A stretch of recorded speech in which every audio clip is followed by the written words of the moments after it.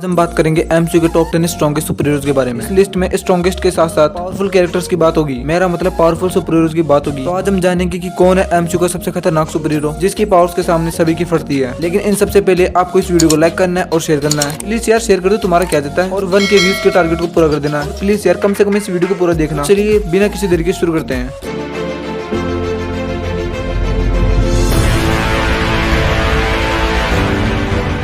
एक बात याद रखना, इस वीडियो में मैं जिन भी सुपर हीरोज की रैंकिंग कर रहा हूँ, ये रैंकिंग की list Avengers infinity war movie की बात की है। नंबर 10 पर है हमारा एंटमैन। ये छोटा वाला एंटमैन नहीं बल्कि जायंट मैन। मानता हूँ कि इसके ज्यादा फीट्स नहीं है, लेकिन जितनी भी वो अच्छी है। जैसे कि सिविल वॉर की फाइट, और इस फाइट के दौरान हमारा जायंट मैन सभी सुपर हीरोज पर भारी पड़ता है, जिसमें कि iron man, war machine, black panther जैसे सुपर हीरोज होते हैं। और हमारा ब्लैक पैंथर नंबर 10 पर हो सकता था, लेकिन जायंट मैन के सामने वो भी कुछ नहीं कर पाता, इसलिए मैंने जायंट मैन को नंबर 10 पर रखा है। नंबर 9 पर है कैप्टन अमेरिका। अब कैप्टन साहब के बारे में क्या ही बताऊं, इसकी पावर्स तो बहुत ज्यादा है। मतलब सीरम लेने के बाद में ये बहुत ज्यादा पावरफुल हो जाता है, जो कि थेनोस के एक पंच को रोक लेता है और उसके एक पंच को खा भी लेता है। हेलीकॉप्टर को भी उड़ने से रोक लेता है, और 70 साल तक बर्फ में दबने के बाद भी जिंदा बच जाता है। आउटराइडर्स, चितोरी जैसी आर्मी से फाइट भी कर चुका है, और ये सब बातें काफी है इसे नंबर 9 पर रखने के लिए, क्योंकि कैप्टन अमेरिका की बात ही कुछ और है। नंबर 8 पर है स्पाइडरमैन। वैसे तो मैं स्पाइडरमैन को सिविल वॉर तक कैप्टन अमेरिका से नीचे रखने वाला था, लेकिन स्पाइडरमैन होमकमिंग मूवी के अंदर जब हमारे स्पाइडरमैन शिप से हो रहे पेन को सहन करता है और वहाँ पर अपनी स्ट्रेंथ को दिखाता है, इसी कारण मुझे लगता है कि कैप्टन की स्ट्रेंथ के आगे स्पाइडी की स्ट्रेंथ भारी पड़ेगी। इसी कारण मैंने स्पाइडरमैन को नंबर 8 की पोजीशन दी है। नंबर 7 पर है हमारा विजन। मैं मानता हूँ कि अवेंजर्स इन्फिनिटी वॉर मूवी के अंदर इसके साथ जो किया है वो तो बहुत ज्यादा बुरा था, लेकिन फिर भी इसे काफी ज्यादा स्ट्रॉन्ग दिखाया गया है। लेकिन मैं फिर भी मानता हूँ कि इसने अपनी पावर्स का पूरी तरह से यूज नहीं किया इन्फिनिटी वॉर मूवी के अंदर, बट सिविल वॉर मूवी के अंदर इसने काफी अच्छी तरह से अपनी पावर्स का यूज किया है। और सिविल वॉर मूवी के मुकाबले तो इसने अपनी पावर्स का use Avengers as of Ultron में किया था, जहाँ पर ये अल्ट्रॉन के रोबोट से भी लड़ लेता है। अल्ट्रॉन को हराने में भी सबसे बड़ा इसी का हाथ होता है, मतलब कुछ ज्यादा ही बड़ा हाथ होता है। और भूलना मत, यदि अगर सिविल वॉर मूवी के अंदर आयरन मैन की टीम के चांस बन रहे थे वो भी जीतने के, तो विजन के कारण वो चांस जीतने के बन रहे थे, लेकिन इसी की वजह से हार भी जाते हैं। नंबर 6 पर है द इनक्रेडिबल हल्क। हमारे गुस्सेल हल्क की पावर को कौन नहीं जानता है, वो कितना ज्यादा स्ट्रॉन्ग है ये तो हम सब जानते हैं अच्छी तरह से। वो भी ये हरा भरा दानव एक ही पंच में लिवाइथन को ढेर कर देता है। एवेंजर्स मूवी के अंदर थोर और लोकी दोनों को बचा देता है, मतलब कि बहुत बुरी तरह से इन दोनों को धो देता है। उनके रोबोट्स और चित्तौरी आर्मी तो इसके सामने कुछ भी नहीं है। इतनी पावर्स रखने के बाद भी ये नंबर 6 पर आता है, क्योंकि रैग्नारोक मूवी के अंदर तो ये थोर से हार जाता है, लेकिन फिर भी वहाँ पर अच्छी खासी फाइट करता है और अपनी पावर्स को भी अच्छी तरह से दिखाता है। लेकिन इन्फिनिटी वॉर मूवी के अंदर इसने तो अपने एल लगा लिए, मूवी की शुरुआत में बहुत बुरी तरह से थेनोस से हार जाता है, जिसके बाद तो इसका आता पता ही नहीं होता। इसी कारण ये हमारा हरा भरा सांड इस पोजीशन पर है। नंबर 5 पर है आयरन मैन। हमारे आरडीजे का आयरन मैन और भी ऊपर आ सकता था, लेकिन इससे ऊपर आने वाले तो इससे ज्यादा खतरनाक है। आयरन मैन ने 2008 से अपने आप को प्रूफ किया कि वो कितना ज्यादा स्ट्रॉन्ग है। हमारा प्यारा आयरन मैन चितौरी और लिवाइथन से आराम से फाइट कर चुका है, और उन सभी को आराम से हरा भी चुका है। अल्ट्रॉन से और अल्ट्रॉन की आर्मी से फाइट कर चुका है, और से अच्छी खासी फाइट भी दे चुका है। और जब हमारा iron man infinity war movie के अंदर दिखाई देता है तो तबाही मचा देता है, क्योंकि अब इसने नैनो टेक्नोलॉजी की मदद से अपना सूट बना दिया है, जो कि काफी ज्यादा स्ट्रॉन्ग है। और इसी आर्मर की मदद से ये थेनोस से फाइट करता है, जिसके बाद शायद 3 या 4 इन्फिनिटी स्टोन्स भी होते हैं। थेनोस को काफी देर तक अच्छी खासी फाइट देता है और उसका एक बूंद खून भी निकाल देता है, जिससे पता चलता है कि हमारा आयरन मैन कितना ज्यादा स्ट्रॉन्ग है, वो भी मार्क 50 आर्मर में। इसी कारण हमारा आयरन मैन टॉप 5 की लिस्ट में आता है। नंबर 4 पर है मेरी प्यारी वांडा। अब हमारी इन्फिनिटी वॉर मूवी आते आते तो हमारी प्यारी भाभी यानी कि वांडा भी काफी ज्यादा पावरफुल हो जाती है। इसका मैजिक भी काफी ज्यादा पावरफुल हो जाता है, जो कि मतलब कि ये बंदी आराम से विजन को भी हरा देती है, वो भी सिविल वॉर मूवी के अंदर। अल्ट्रॉन भाई का तो ये दिल चुरा लेती है, जैसे कि इसने मेरा चुरा लिया। Captain America Civil War movie के अंदर ये काफी ज्यादा भारी पड़ती है आयरन मैन की टीम पर भी। और जब ये इन्फिनिटी वॉर मूवी की फाइनल बैटल में आती है, ये दूसरी कैरेक्टर होती है थोर के बाद जो सबसे ज्यादा तबाही मचाती है। वहाँ पर आते ही बड़ी बड़ी रिंग्स को उठाकर फेंक देती है और थेनोस से फाइट करती है। हाँ मतलब थेनोस से फाइट तो नहीं होती है, लेकिन उसे काफी देर तक रोके रहती है। इसी कारण ये बंदी इस लिस्ट में चौथे नंबर पर आती है। नंबर 3 पर कैप्टन मार्वल। पर्सनली मुझे तो कैप्टन मार्वल काफी ज्यादा पसंद है, लेकिन मैं कहूंगी ये तुम्हारी भाभी है वो तो ठीक नहीं होगा, क्योंकि मैंने वांडा को तुम्हारी भाभी पहले बना दिया है। जब कैप्टन मार्वल की मूवी आई थी तब तक हमारे केविन चाचा ने कहा था कि कैप्टन मार्वल सभी एवेंजर्स में सबसे ज्यादा स्ट्रॉन्ग कैरेक्टर होगी, लेकिन ये बंदी इन्फिनिटी वॉर मूवी तक तो सबसे ज्यादा स्ट्रॉन्ग नहीं है, क्योंकि तब तक ये बंदी सिर्फ एक ही मूवी के अंदर दिखी थी, और उसके सामने भी कौन था, सिर्फ रोनिन, जिसके साथ भी इसकी फाइट नहीं हुई थी। हाँ वहाँ पर इसने काफी ज्यादा कमाल का प्रदर्शन किया था, लेकिन ये इस लिस्ट के टॉप 2 में तो नहीं आ पाई। सेकंड नंबर पर हमारा प्यारा डॉक्टर स्ट्रेंज। अब आपको लगता है कि doctor strange infinity war movie के आते आते या फिर इन्फिनिटी वॉर मूवी के एंड तक कैप्टन मार्वल से वीक है, तो ये आपकी सबसे बड़ी गलतफहमी है, क्योंकि ये बंदा एक पूरे रियल में यानी कि डोर मामू से भी डील कर चुका है, यानी कि एक तरीके से उसे हरा भी चुका है। और जब इन्फिनिटी वॉर मूवी के अंदर ये आता है तो ये चारों तरफ तबाही फैला देता है, वो भी टाइटन पर, जहाँ पर इसकी फाइट होती है थेनोस, जिसके पास उस टाइम पर 4 इन्फिनिटी स्टोन्स होते हैं, जो कि काफी ज्यादा स्ट्रॉन्ग होता है। इतने ज्यादा पावरफुल थेनोस के सामने हमारा डॉक्टर स्ट्रेंज खड़ा होता है, वो भी अकेला। और जब इन दोनों में फाइट होती है तो ये फाइट एमसीयू की 1-on-1 कैरेक्टर्स की फाइट में से अब तक की सबसे बेस्ट फाइट है, क्योंकि इस फाइट के दौरान हमारा डॉक्टर स्ट्रेंज अपने टाइम स्टोन का बिल्कुल यूज नहीं करता है, सिर्फ अपने पावर्स का यूज करता है, और अपने पावर्स के दम पर ये थेनोस को काफी हद तक अच्छी फाइट देता है। लेकिन ये भी थेनोस से एंड में हार जाता है। लेकिन फिर भी मैं यही कहूंगा कि ये बंदा इन्फिनिटी वॉर मूवी के एंड तक कैप्टन मार्वल और वांडा दोनों से बेटर था। फाइनली नंबर 1 पर है हमारा God of thunder Thor. Avengers infinity war तक हमारा थोर ही नंबर 1 पर था, क्योंकि थोर 1 से लेकर अवेंजर्स इन्फिनिटी वॉर तक हमारा थोर एक ऐसा कैरेक्टर था जो कि सबसे ज्यादा स्ट्रॉन्ग दिखाया गया है। ये बंदा लोकी को भी आराम से हरा देता है, मेलाकेट को भी आराम से हरा देता है, अल्ट्रॉन के साथ भी बहुत अच्छी फाइट करता है, उसे भी हरा देता है। जब थेनोस के साथ पहली फाइट होती है तो उसमें हार देता है, लेकिन सेकंड फाइट में ये थेनोस को भी हरा देता देता है। हेला से भी बहुत ही खतरनाक फाइट करता है। हमारा थोर वही कैरेक्टर जिसने वकांडा की बैटल का रुख पूरी तरह से पलट दिया था और न्यूट्रॉन स्टार की फुल फोर्स को भी अपने ऊपर ले चुका है। पावर स्टोन के टॉर्चर को भी काफी देर तक सहन कर चुका है। और इन्फिनिटी वॉर मूवी के एंड में जब इसकी फाइट थेनोस से होती है तो ये थेनोस को भी पूरी तरह से धो देता है, वो भी उस थेनोस को जिसके पास 6 इन्फिनिटी स्टोन्स होते हैं। ये एकमात्र कैरेक्टर होता है जो कि वकांडा की बैटल के दौरान अवेंजर्स के जीतने का सबसे बड़ा कारण बन सकता था। और यदि अगर आपने अवेंजर्स इन्फिनिटी वॉर और थोर रैग्नारोक मूवी देखी है वो भी गलती से, तो आप सबको पता ही होगा कि थोर कितना ज्यादा स्ट्रॉन्ग है और उसकी पावर्स किस लेवल की है। तो आज की टॉप 10 लिस्ट यहीं पर कंप्लीट हो चुकी है। अवेंजर्स एंड गेम के बाद की टॉप 10 लिस्ट जल्दी आएगी, बस उसमें थोड़ा टाइम लगेगा, लेकिन आज के लिए इतना काफी है।